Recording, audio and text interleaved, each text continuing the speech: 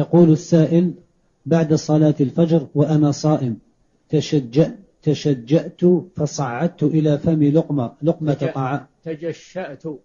تجشأت فصعدت إلى فمي لقمة طعام فبلعتها متعمدا، هل فسد صيامي بذلك؟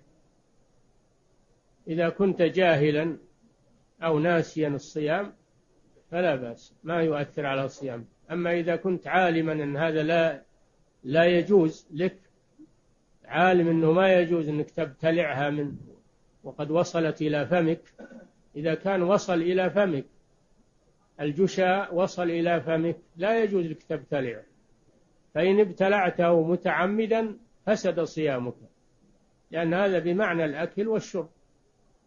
أما إذا لم يصل إلى فمك وإنما هو لا يزال في الحلق هذا لا يؤثر، أو وصل إلى فمك وابتلعته ناسيا أو ابتلعته جاهلا بالحكم أو ابتلعته بدون اختيارك رغما عنك، هذا لا يؤثر على صيامك.